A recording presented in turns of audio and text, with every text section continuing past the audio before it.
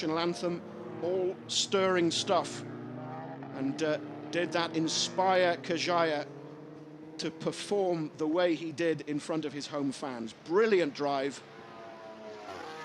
There is Venet, there is Oriola, there is Comini, who, if you'd have said to him on Friday, you'll finish on the podium in the first race, I think he would have bitten your hand off. He really was concerned on Friday, I think it's fair to say, that things just weren't coming together. And Audi Sport Customer Racing, they've got people here to support Stefano and the team. Come to you racing, and that deal came together at the very last minute. They hope to run a second Audi from the third race of the series onwards in Spa-Francorchamps, their home race in Belgium. But what a way to start the year for them. Third place for Comini, second for Fixture. A finish too for Duncan Indy. We hardly saw him in the blue and white Seat. And a very steep learning curve for Indy, as he admits, but whenever I see him, he has a smile on his face. As into the Parc Fermé area comes David Kajaya. Let's have a look at the reaction when Data gets out of the car. It's just across the start-finish straight from the grandstand that's gone quiet. Let's hear the reaction as Kajaya gets out of his car.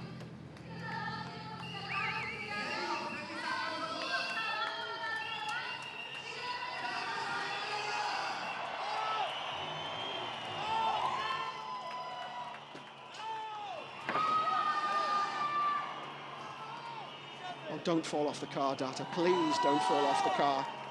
David Kajaya, winner of the first round of the 2017 TCR International Series. There is Michaela Cerruti, who's made the transition from driver to team manager. She must be absolutely delighted with the work that the team has put in. And indeed, the tears are starting to fall. A brilliant, brilliant result for the team, and we send our congratulations to them. And you know, I think the 2017 TCR International Series already has the makings of being a real nail-biter.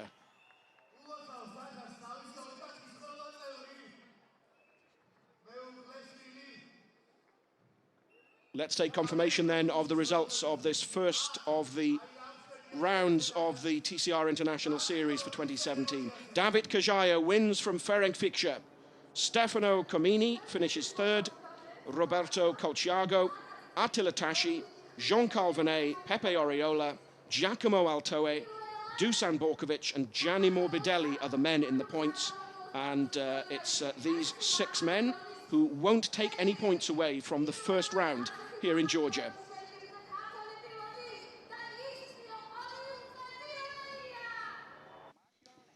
And a controversial episode following race one here at Rustavi, because at the press conference following the race, Stefano Comini extremely negative, very critical of behavior by Jean-Carl Venet.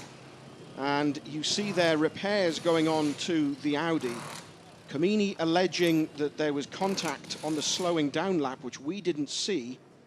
And so he reckons that Venet caused him to run into the back of him and damage the radiator on the Audi.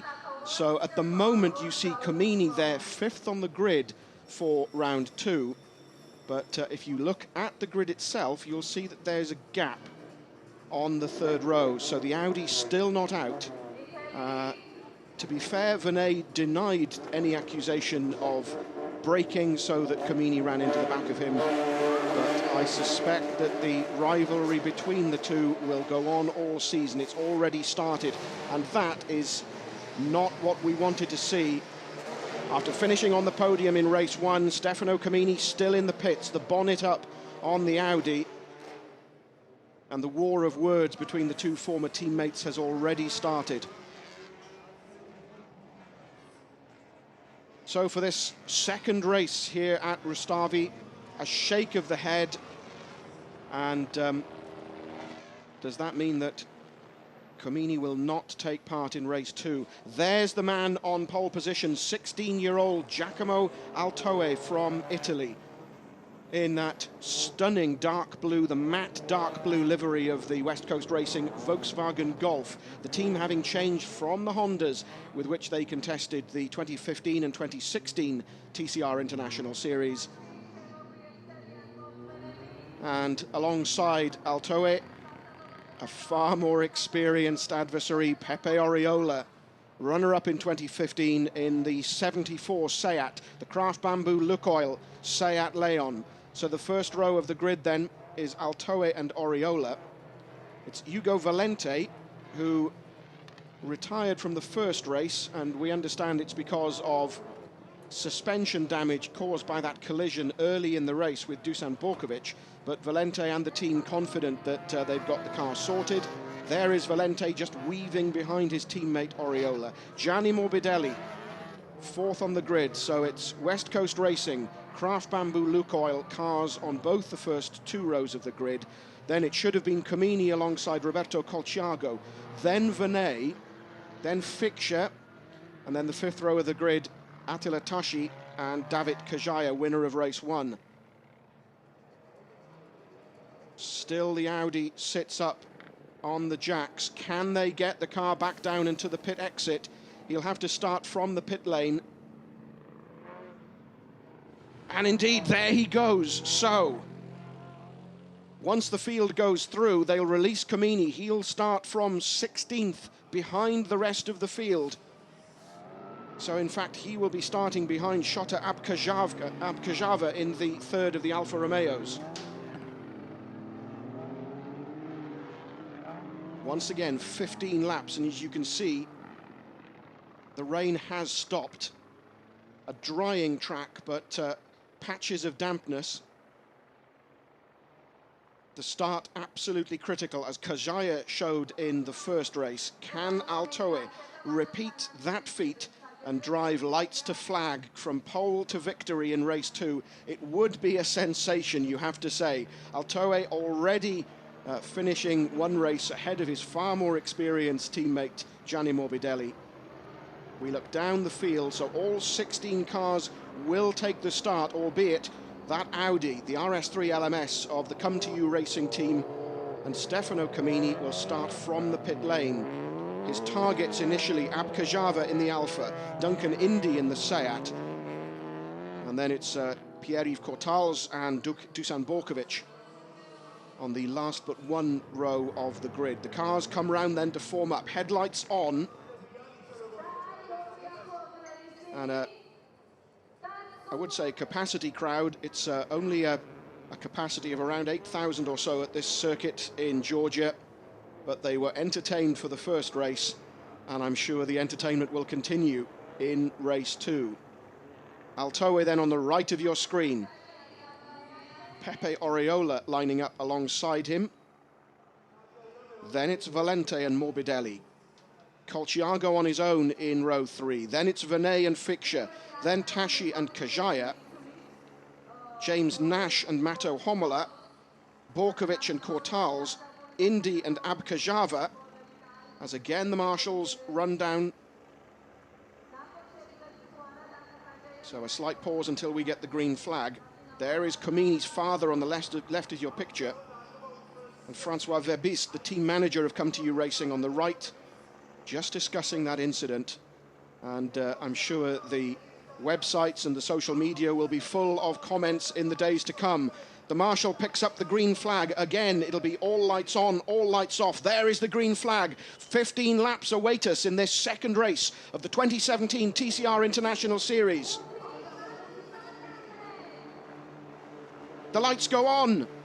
They're off, they're racing. Altoe gets a slow start, I think. Across goes Pepe Oriola, but indeed Altoe beats him to turn 1. Through comes Tashi in the blue Honda. There's contact, Tashi spins. Was that contact with Venet?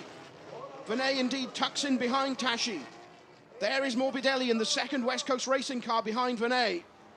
But indeed, it's Giacomo Altoe, 16 years of age, only his 3rd season of racing. He started in karting back in 2015, and there he is leading a race of the TCR International Series from the two Craft Bamboo Lukoil cars of Oriola and Valente. There's Tashi in fourth. Oriola has the line. No, indeed. Altoe blocks. Brilliant move from the youngster. Valente has a look. Is he up alongside Oriola? He's squirreling under braking is Valente.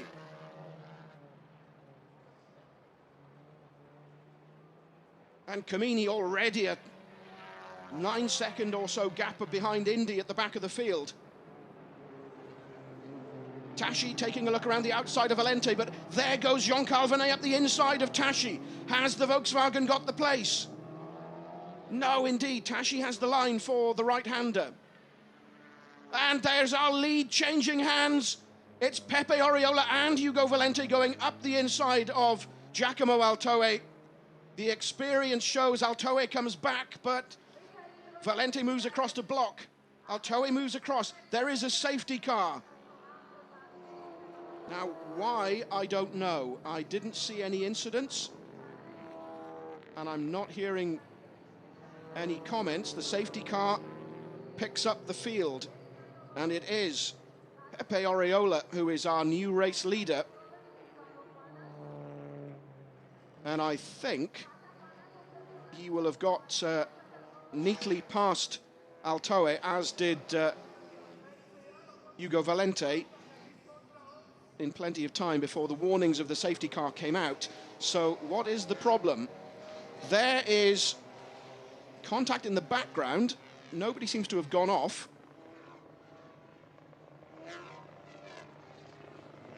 That is, I think, Roberto Colciago. No, it's one of the Opels, excuse me. That, I think, is Cortals in the red DG Sport Competition Opel Astra. And that's the reason for the safety car. And that would have been at the start. So he's into the gravel at turn 1, and that would have been right at the start. So, oh, indeed, my apologies. Now I see the race number. It is Mato Homola, car number 70, not Cortals.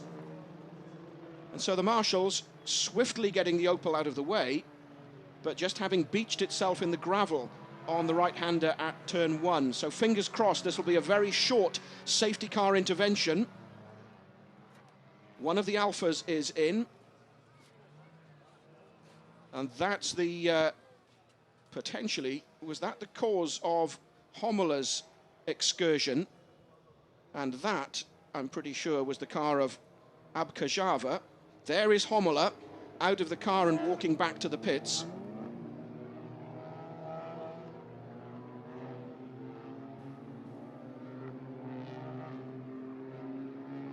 And the safety car needs to pick up the pace a little if the cars are to still keep the heat in their tyres. You see them weaving slightly.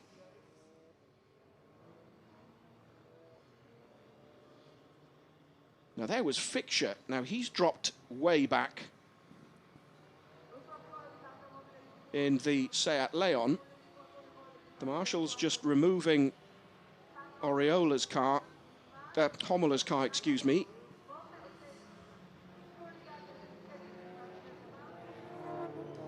Yes, there is Fixture, just going through the shot now. There is Indy, and there is Camini at the back of the field. So what happened to Fixture?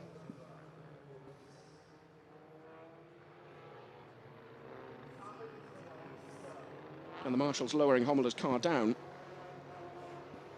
So now it'll be another lap behind the safety car. The light's still on.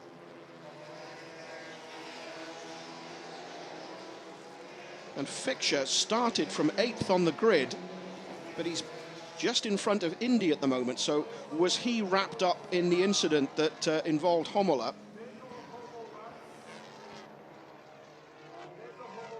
Because in theory, Homola should have been 2 rows behind him on the grid. I'm not sure if we'll get a replay of the start, and then we may get a chance to see what happened. There is Camini, relieved, I suspect, just to be out on track. And the safety car period Now that's what I was referring to earlier on. 7.74, under investigation, overtaking under the yellow flag. So did they get past Altoe before the flags came out for the safety car? We'll see what the stewards have to say. But I did think at the time that it was a little close until the caption came up on the screens to say that the safety car had been deployed. So at the moment, it's 74 Oriola and 7 Valente first and second. But that may or may not change in the coming minutes. Giacomo Altoe having dropped from first to third. Then it's Tashi fourth, Vernet fifth, Morbidelli sixth, Borkovic seventh, James Nash eighth, Kajaya ninth, and Roberto Colciago 10th in the Honda.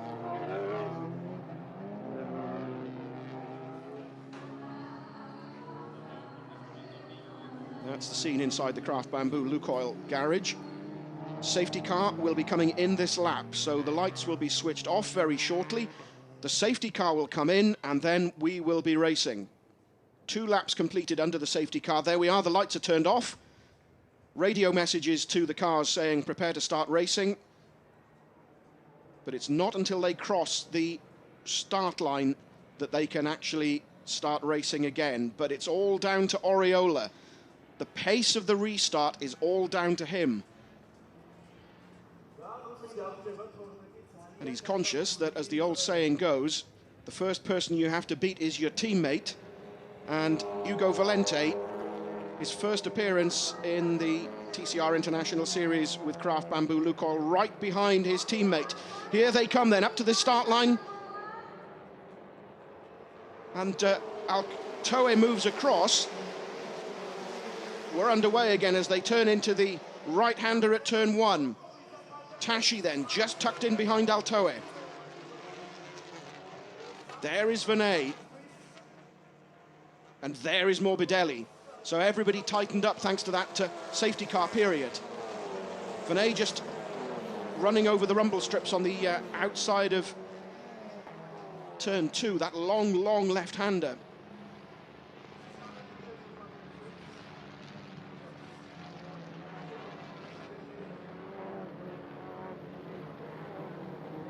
And Vernet tucked up just behind Tashi. So I suspect it's only a matter of time before the Frenchman will make his move. As Oriola still leaves Valente from Altoe, Tashi, Vernet. There is Duncan Indy running around at the back of the field as Morbidelli just moves out to take a look. Defending from Borkovic, tucked in behind him in the Alpha. Tashi still defending, taking a look now at Altoe in third place. Camini steadily moving through the field. It's just past Pierre-Yves Cortals as Altoe moves across to block Tashi. Tashi up alongside the Golf. Can Tashi take the place? He's on the inside line, but no, indeed, Altoe hangs on. Vernet keeping a watching brief on the pair as Altoe runs slightly wide over the curbs. Tashi, though, not close enough to take any advantage. Around turn 12 they come onto the start-finish straight. Tashi alongside, but it's the right-hander turn 1, remember, so it's Altoe who is alongside Vernet, and Tashi takes the position. Tashi moves up into third. Altoe drops to fourth, just ahead of Vernet.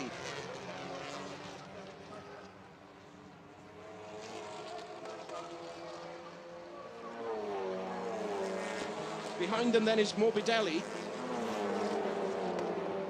So there is Tashi, Altoe, Vernet, then Borkovic, who's past Morbidelli.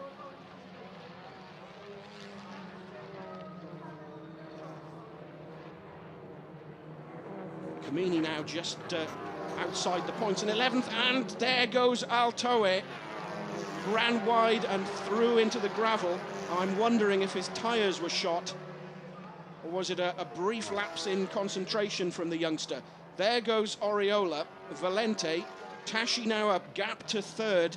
Then it's Jean-Carl Vernet, Borkovic ahead of Morbidelli.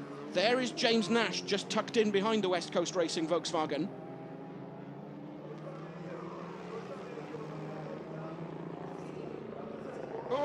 minutes. Now that's the replay, so I wonder if it's a combination of the front tyres having had a pounding and the tiniest of driving errors from Altoe, as we're looking at Nash just tucked up in behind Morbidelli.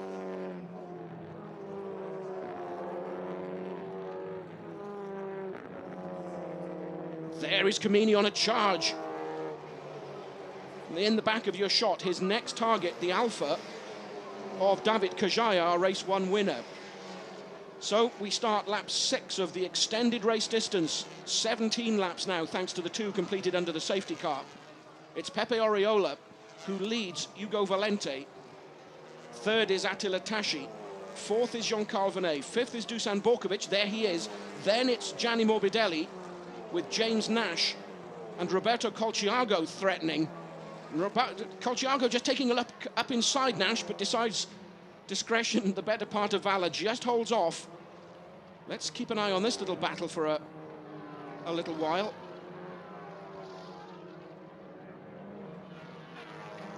And you have to say the complaints from earlier on about balance of performance, considering that it's now Seat 1-2, maybe those complaints were a little premature.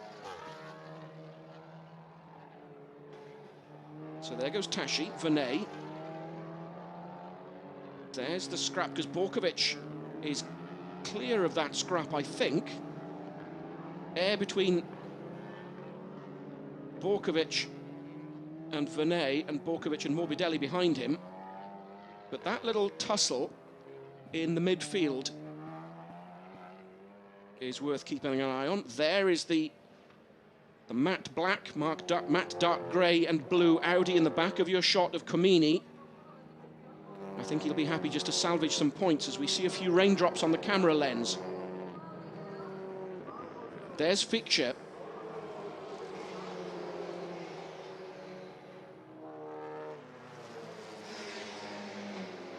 So things a little spread out. There is still the battle we discussed earlier on between Gianni Morbidelli and James Nash, just tucked in. Colciago tucked in behind the pair.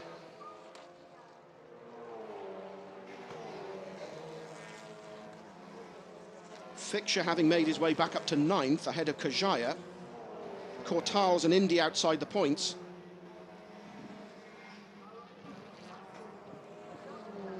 And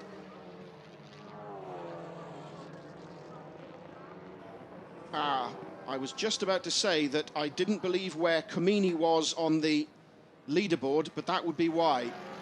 So Comini in the pits, and a very frustrated end to his race. We'll, I dare say, find out from him exactly what the problems were and his thoughts on that incident following the checkered flag in race 1.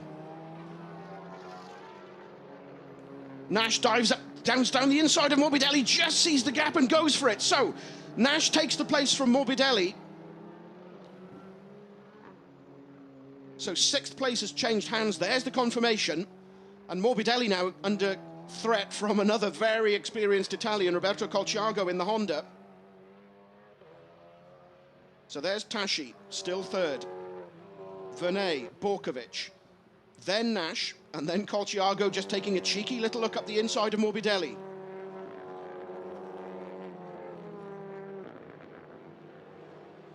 Morbidelli, 49 years of age. Roberto Colciago, 49 on Tuesday. 2 giants in Italian touring car racing. Colciago just takes a little look, but no, indeed, not quite close enough. So, and that's the moment from a reverse angle of James Nash going up the inside of Morbidelli. Here it is again.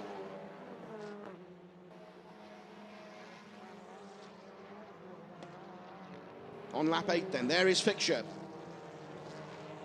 And there's confirmation that the fact of the 2 Craft Bamboo Lukoil cars possibly overtaking under the yellows will be referred to the stewards after the race. So no decision, so no drive-throughs or no penalty applied during the race. It'll go to the stewards afterwards. There is Tashi then in the blue striped Honda.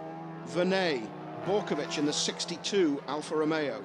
then Nash, Morbidelli, Colciago still just tucked in behind, then Fixer right up behind the two Italians. Colciago just takes a little look, but it's a right-hander coming up, and Morbidelli has the line. Millimeters between the two.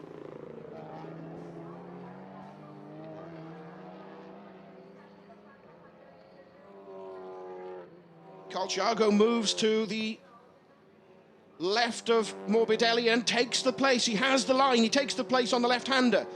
Through turn 11, into turn 12. Colciago takes the position from Morbidelli, who's now under threat from Ferenc Fikscher. Tashi then third. Venet fourth. Borkovic fifth. Sixth is now Nash. Seventh is Colciago. Eighth is Morbidelli, coming under pressure from Fikscher. Kajaya looks to be comfortable in 10th, and so he will potentially take a position as Fikscher goes past Morbidelli.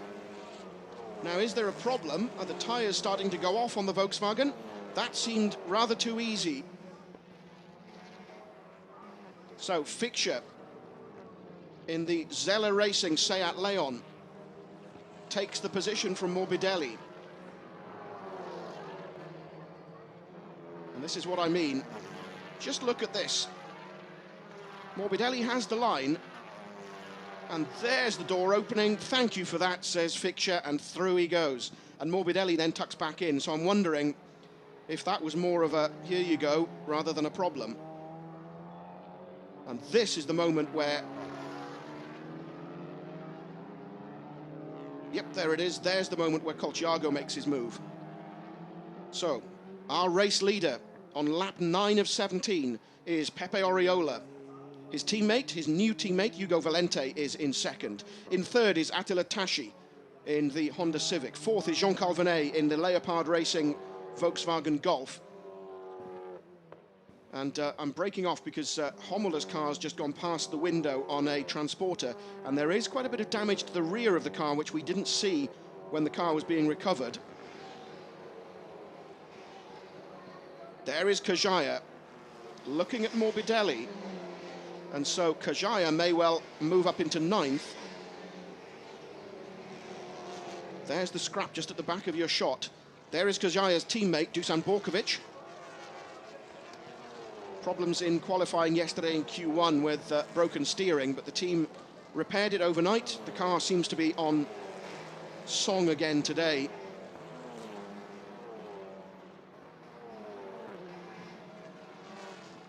Oriola's advantage over Valente now nearly 2 seconds.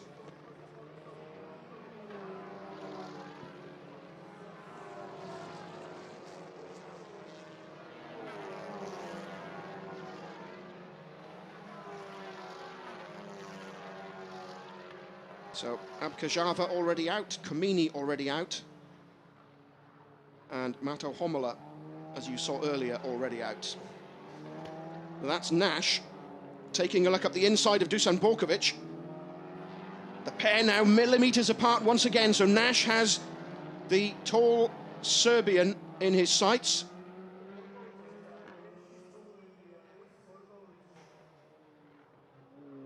And behind Nash is Colciago, with Ferenc Fikscher behind him. So what can Nash do? Runner-up to Kamini in last year's TCR International Series. Was that a little flick of the lights I saw, just to play tricks with Borkovic, just to unsettle him slightly? Around turn 12 they come, the drag up the start-finish straight. Nash, it would appear, has the legs. The Seat powers past the Alfa Romeo. Colciago, too, takes a look up the inside. He has the line for the right-hander. So Colciago passes both of them. Was there contact between the pair? A little nudge possibly from Nash. Colciago loses the position, but keeps going. And I suspect that Dusan Borkovic, there he is, will be relieved to come out of that, having retaken the position. So Borkovic now back ahead of Nash, ahead of Fikscher, ahead of Colciago.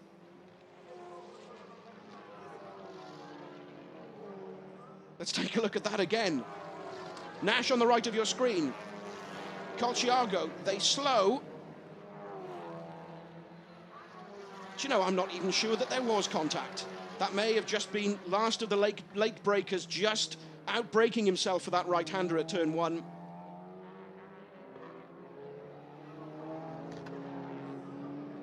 And that's where Fixture went past Nash.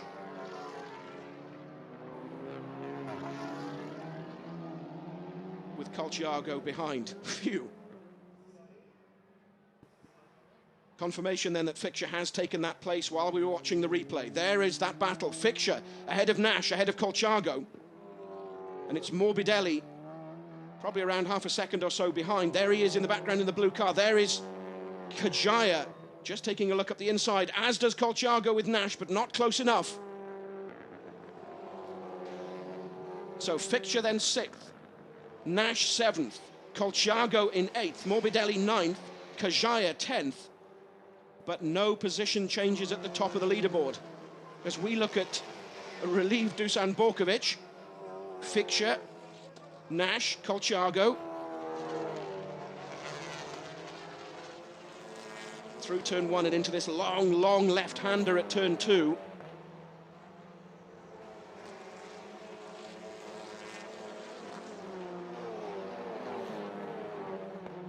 And Fixture now trying the same trick of flashing the lights, trying to distract your opponent, trying to put pressure.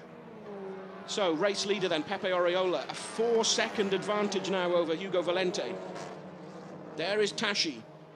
Jean-Carl Venet, JK having closed right up. Borkovic now coming under pressure from Fixture. And Venet slowly but surely hunting down Attila Tashi. That's what the gap looks like. It's come down from 1.2 seconds to 0.8 to 0.5 in 3 laps. Venet slowly but surely hauling in the young Hungarian driver in the Honda. Yet again, more flashing lights. Despite the fact that Tashi's only 17, he is very wise to tricks like that. A year in TCR last year with B3 racing in the Seats has prepared him for the rough and tumble, shall we say, of the TCR International Series, which can get a little interesting at times. He holds on to 3rd place, though, from Jean-Carl Venet. We look down the start-finish straight. There is Borkovic. Fixture. Nash not quite close enough to have any effect on that battle. Colciago still tucked in behind.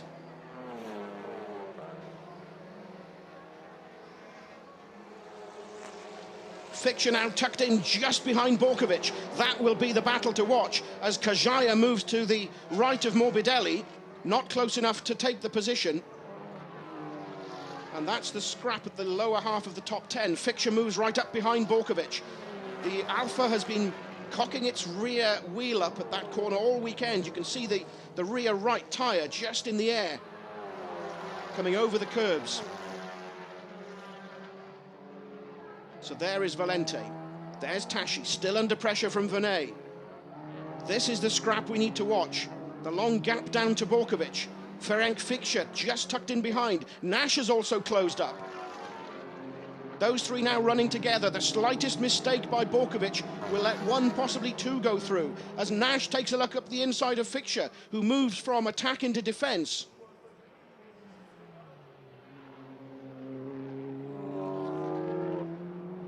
Tashi and Venet, half a second or so apart.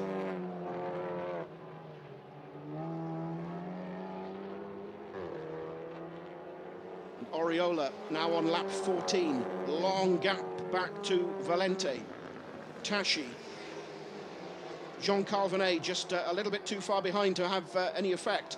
But this is this fascinating scrap. The lights flash again from Fixture's Seat. Borkovic is having none of it. He runs slightly wide. Is there? No, not just enough room for Ferenc Fixture to get through. James Nash, though, moves right up onto the rear bumper of Fixture's Seat. Colciago now playing the waiting game. These 4 running together. Morbidelli tucked in behind.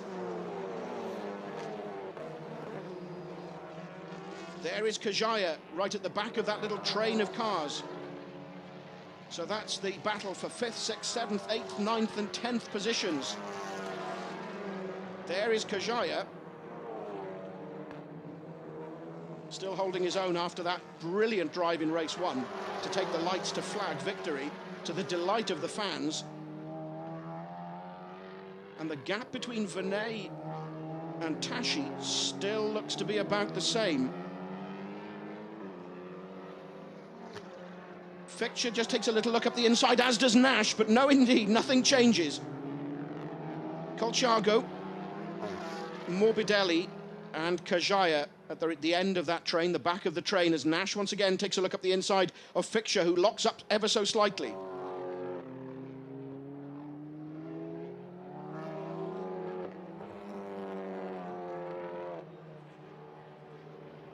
Borkovic more than holding his own against Fixture, the young charger in the Seat Leon.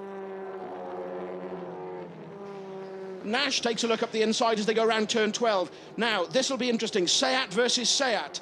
It's the 2016 car that loses out to the 2017 model. Nash takes the position. Colciago moves through as well. So, Nash into 6th, Colciago into 7th.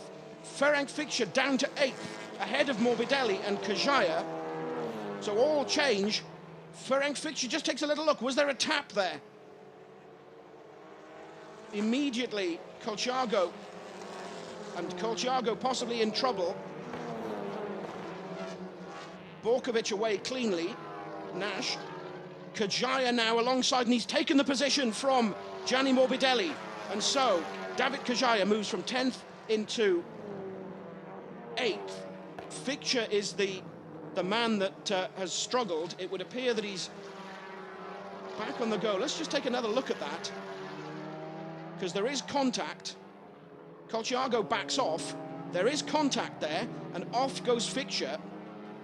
And I originally thought that Colciago had a problem with the rear of the car where the contact was, and indeed there is Fixture. His race is over. And that contact with Colciago is what caused the problem. Tashi now looking threatening towards Valente. A similar gap between 3rd and 2nd as there is between 4th and 3rd.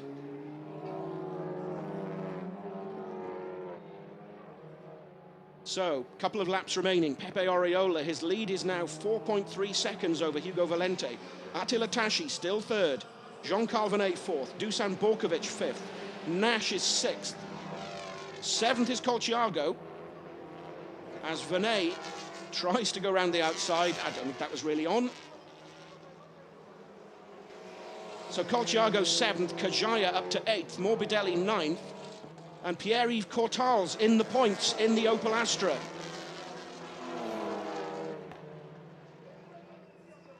So Tashi defending from Venet. We're on the penultimate lap. There's the clock on the pair. 0.3 of a second separate them. Has Venet got the time? A lap and a half or thereabouts. Can he get on the podium? At the moment, it looks like a Craft Bamboo 1-2. Will Venet be able to get past Tashi? Or will it be Seat Honda on the podium at the end of this race?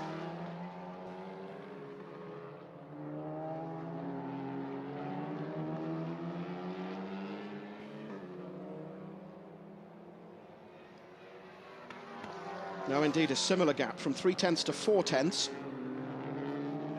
And Tashi defending brilliantly against last year's touring car rookie. Venet has history in sports cars, GTs, but last year was his first season in touring cars. Thoroughly enjoyed himself.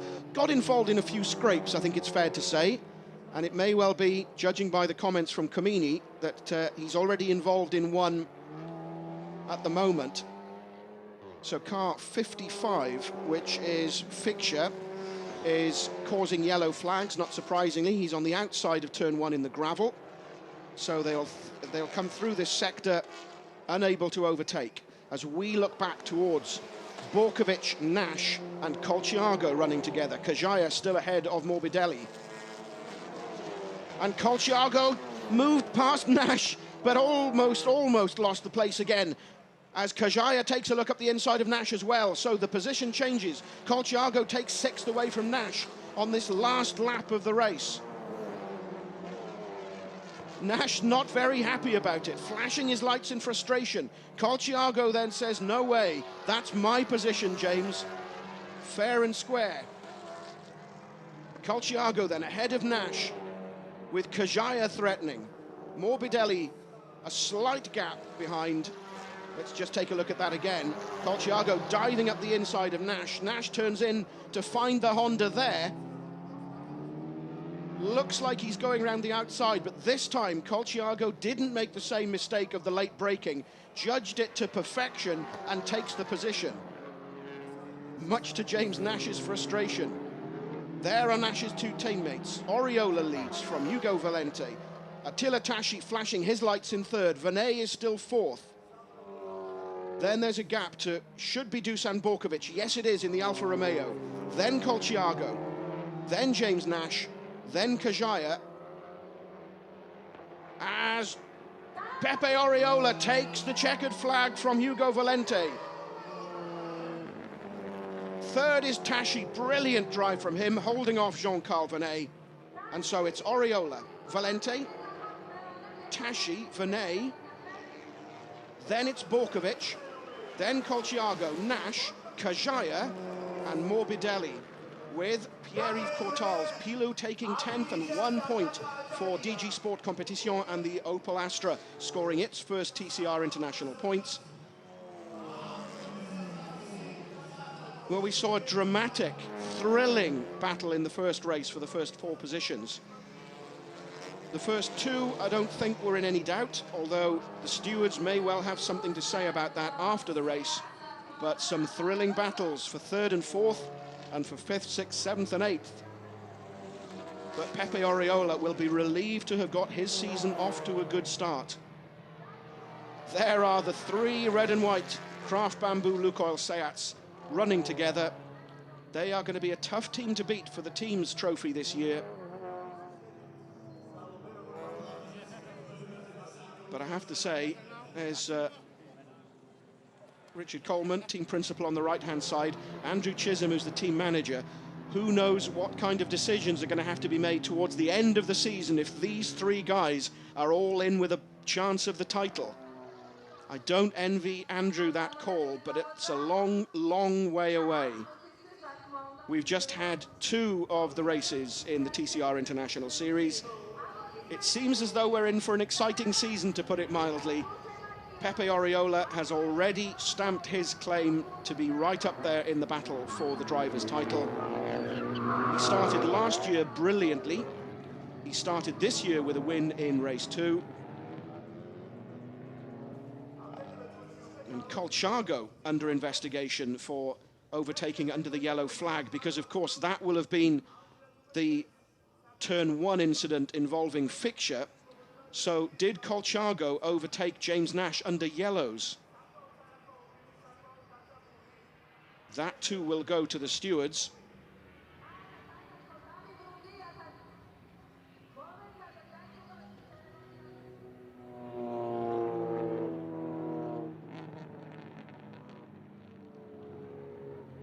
James Nash will potentially get his position back.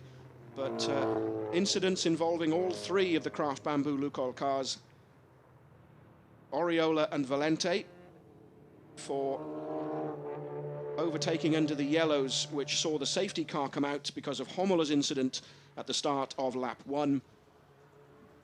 And Nash being, I don't like to use the word victim, but you know what I mean, of the incident involving yellow flags at turn 1 because of Ferenc fixture off in the gravel. Attila Tashi off to see the team, to get their congratulations. Not so much for the Georgian fans to cheer in race 2, although I think they would have been more than surprised had David Kajaya been able to get from 10th on the grid up to a podium position. Pepe Oriola and Hugo Valente drive into the Parc Ferme, the holding area, just underneath the podium. Let's see what kind of celebrations we get from Pepe Oriola. Yes! I did think he'd be pleased with that. Over he goes to Jaime Puig from Seat Sport, to the guys from Spain. I think he's quite excited about that. Over he goes to Richard and to Andrew, team bosses at Craft Bamboo Lukoil. To the sponsors from Lukoil in Russia. Congratulations too for Hugo Valente. A hug for the two teammates. 1-2 for Craft Bamboo Lukoil. Pretty much the perfect result for them, but there is a cloud hanging over that result. What will the stewards say after the race? Keep an eye on the websites and the social media to find out what is decided. The team photo. This, of course, is making it a little interesting for Alfredo, who's in the pit lane, to dive down and get a chat with Pepe. The helmet and the hands device come off as the fans start to leave the Rustavi International Motor Park. They've had two exciting touring car races to watch, and I think we can say that the first international motorsport event in Georgia has been a success. There is confirmation of the result to round 2 of the TCR International Series. Pepe Oriola taking victory from Hugo Valente. Attila Tashi third, ahead of Jean-Carl Venet, Dusan Borkovic, Roberto Colciago, James Nash, David Kajaya, Gianni Morbidelli, and Pierre-Yves Cortals rounding off the top 10. And non-points finishers, Altoe, Indy, Fixture, Comini, and Abkajava. So let's see if Pepe Oriola has his helmet off now. He should be talking to Alberto in the pit lane. Pepe Oriola, winner of race 2 and keeping up with the tradition of winning always in the first event. Yes, thank God I can achieve a win here, even if it was everything against us. First, the first race in rain, and at the end it was a little bit dry, but even in the start was really hard because my line wasn't dry, so the start was so hard to keep Hugo behind. But yeah, really happy with the result. At the end, we found the pace of the car, because yesterday in qualifying we missed a little bit of pace against the front and most with the other Seats. And now today in a race in a 10 lap, I did the time as I did yesterday in qualifying. So I think we found the setup, which is a good thing for us for the keep coming year. Good, well done, all the best, and podium. Thank you for everybody, to everybody. And a rush of blood from me, saying it was Alberto. It was Alfredo, of course, asking the questions. So, the points. Kajaya still leads the driver's table, but now just 3 points ahead of Oriola thanks to that result. Tashi goes up to 3rd, Venet 4th, Colciago 5th, Fixture drops to 6th after that non-finish, Valente 7th, Comini dropping to 8th, Borkovic is still 9th, and Nash 6 points. He jumps into the top 10 thanks to that result in race 2.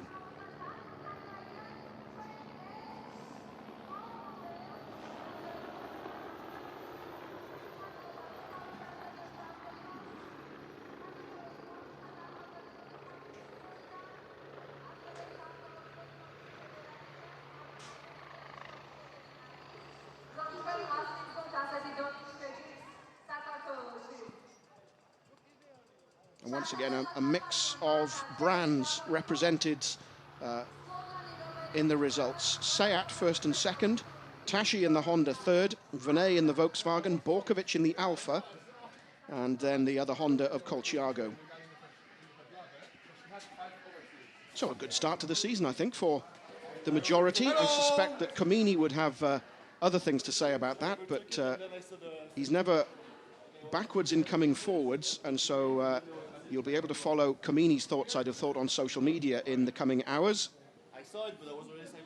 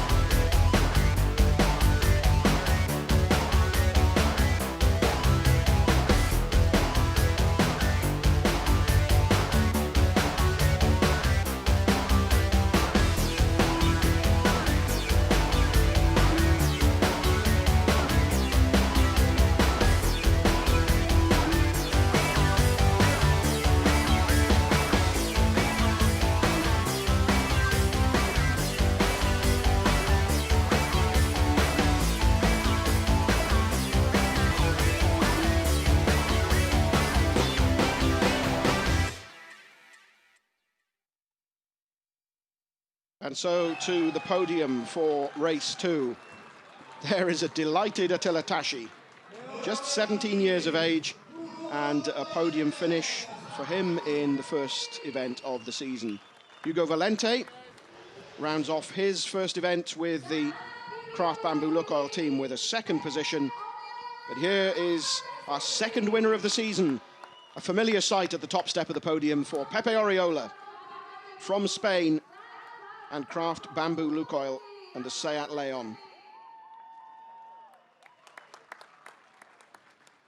Mikhail from Lukoil representing the winning team, and so he will receive the trophy.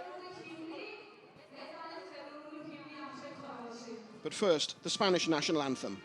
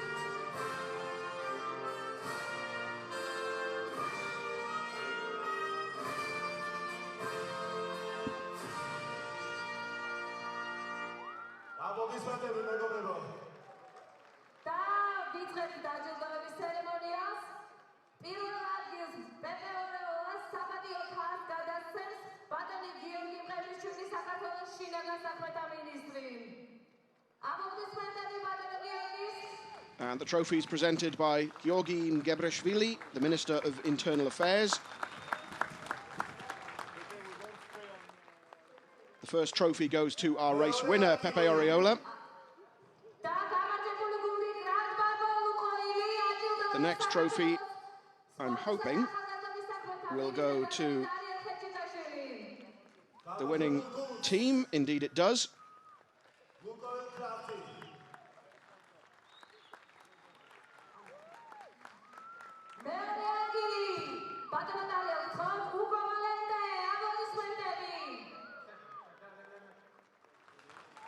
And then to our second placed finisher, Hugo Valente.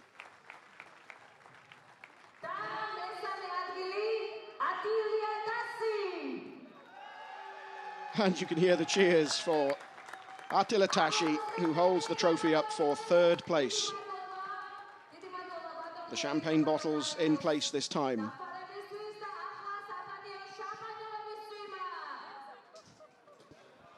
Mikhail getting out of the way. The fireworks go off. The champagne is sprayed. What a way to end the first weekend of the 2017 TCR International Series here in Georgia.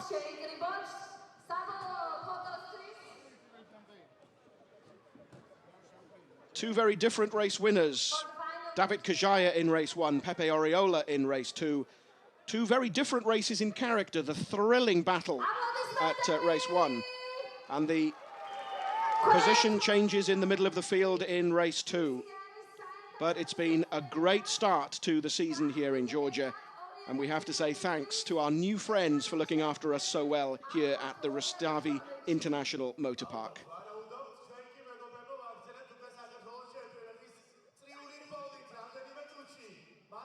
And that's the picture that you'll see on the Craft Bamboo Lukoil social media pages. 1 and 2 together with their sponsor. And that, I suspect, will be online within seconds.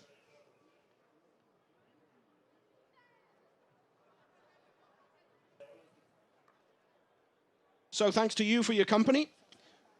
Rounds 3 and 4 of the 2017 TCR International Series take place in Bahrain in 2 weeks' time. But from me, Mark James, from Georgia, goodbye.